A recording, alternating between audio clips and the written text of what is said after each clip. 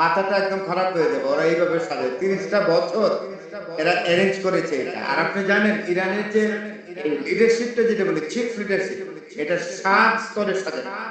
আর মিলিটারিও ধরেন 10 থেকে 15 পদ, যাতে মিলিশিয়া আছে, কমান্ডো আছে, রেগুলার ট্রেডিশনাল ফোর্স আছে 1 মিলিয়ন 10 লাখ, আইআরজিসি আছে 6 থেকে 6.5 লাখ, আরো এখন আল কুদস আছে। তারপরে এগুলা আমি আপনারা হিসাব দিতে পারবো না। সাবিরিন নোহেদ নাকি এগুলো আলোচনায় আসে না, কিন্তু ওরাই নাকি আসলে এখন অনেক কাজ করতেছে, মানে তাদের কাজ করতেছে। আমি কিন্তু আপনি যে নামটা বললেন, এটা আমার কাছে এই প্রথম আমি আপনার কাছ থেকেই শুনলাম। এটা আমি এখনো পাইনি, এইরকম যে কত গ্রুপ আছে। এবং আরেকটা যেমন ইরাকও এখন ইরানের সাথে চলে আসছে, কারণ 65% শিয়া এখানে। তারাও কিন্তু তাদের শিয়াদের মধ্যে বিভিন্ন ধরনের গেরিলা আছে, কমান্ডো আছে, সব they have all been working for Iran. তারপরে হিজবুল্লাহ, হুতি তো আছেই আপনার, এটা তো একেবারে চলছে। সুতরাং যুদ্ধটা কিন্তু আমেরিকা বা ডোনাল্ড ট্রাম্পের যে সিকিউরিটি বডি, তারা নিজেরাও কিন্তু ইরানের সাথে যুদ্ধে যাওয়ার আগে এই জিনিসগুলো স্টাডি করে, যার জন্য এখন কিন্তু চোরাবালিতে আমেরিকা কিন্তু চোরাবালিতে পড়ছে। অনেক লোকরা এই দেশের অনেক লোকই আছে মনে মনে খুব সমর্থন করে আমেরিকাকে, বলে বুঝছেন। আমরা কিন্তু একটু কথা দিই, ওই যে ধরেন না একটু উদ্ধার করে ফেলছে পাইলটকে, তাতে অনেকেরই একদম মানে মুখের মধ্যে কেমন যেন একটা হাসি হাসি বা এই ধরনের লোকরা হলো আসলে কি বলবো, তাদের তাদের মানসিকতাই কি আর তাদের ওয়ার অ্যাসেসমেন্ট কথা হইতে। আমি শোনেন একটা দেশ সম্পর্কে, বাগদাদ ভারতের বিখ্যাত একজন সাংবাদিক, তিনি বেশ কয়েকদিন আমাদের চেয়ে ছোট, বাগদাদ তো অনেকদিন ইউএইতে ছিল, একদম গালফের কাছে, মানে ইয়ের কাছে, মানে উপসাগরের কাছে, অর্থাৎ হরমুজের কাছাকাছি ছিল। হরমুজের পশ্চিম প্রান্তের কাছাকাছি একটা হোটেলে ছিল, যেখান থেকে হরমুজকে বাইনোকুলার দিয়ে দেখা যায়। এবং উনি ফিরে আসছে কিন্তু কালকে পরশু এসে একটা ইন্টারভিউ করেছে একটা ইরানি মেয়েকে,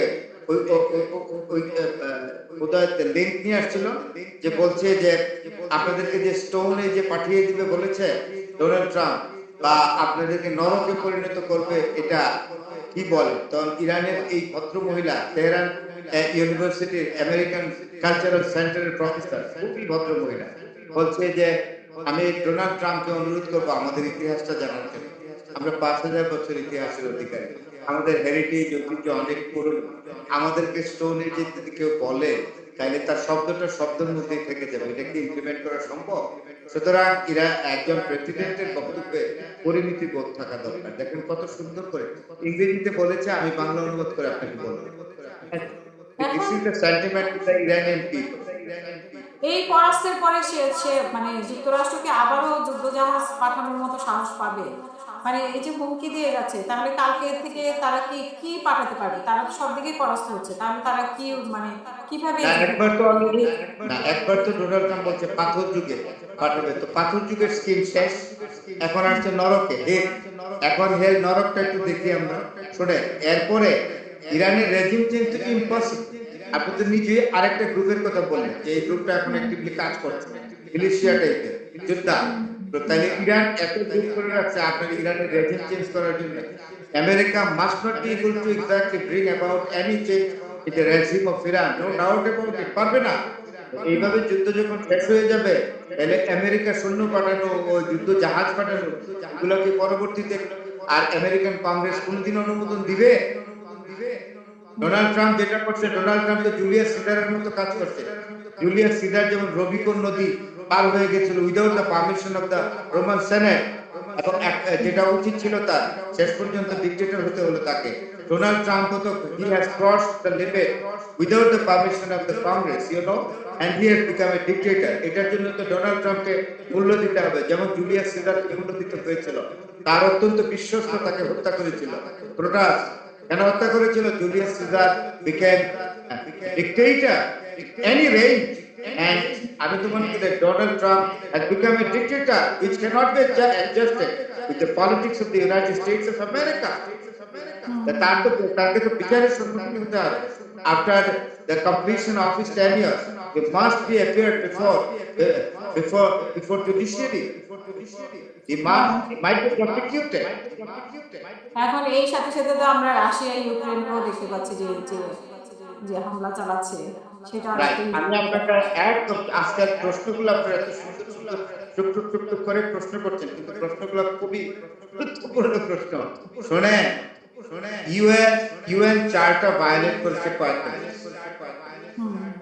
ইউএন চার্টার যেটাকে universal declaration of human rights, এটা ইউএন চার্টার মাধ্যমে প্রকাশ করা হয়েছে। 1942 সালে চার্টারটা হয়েছে এবং এটা প্রকাশ করেছে, ডিক্লারেশন হয়েছে 1948।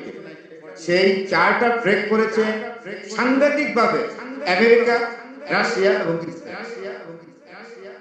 যেমন আমেরিকা সিরিয়াসলি ভায়োলেট করেছে, এটা মাদুরোকে ইয়ে করে, ভেনেজুয়েলার প্রেসিডেন্ট মাদুরোকে তার দোষর নিয়ে এসছে, পানামাতে নরিয়েগাকে নিয়ে আসলো, এটা violation of the UN charter. তারপরে রাশিয়া করলো ইউক্রেন আক্রমণ, violation of UN charter. Israel করলো গাজাতে গণহত্যা করে এবং ইরানের বিরুদ্ধে যুদ্ধ ডিক্লেয়ার করে। এই আমি আপনাকে তিনটা দেশের কথা বললাম। These three countries grossly violated UN Charter. আপনার উত্তর পায় গেছেন। হ্যাঁ, আমরা শেষ করব আজকের জন্য, কিন্তু আপনার সেই বক্তব্য আজকের জন্য আপনার কি মনে হচ্ছে যে কি হতে যাচ্ছে বা আজকে কি হতে পারে? এইবার শেষ করি অন্য কথা দিয়ে। অন্যান্য দিনের কথা বলবো না যে পৃথিবীতে শান্তি আসুক, আসবে। পাগল হয়ে যায় না ডোনাল্ড ট্রাম্পের মতো। আমি বলি এটা ইরানের সরকারের কোনো পরিবর্তন হবে না।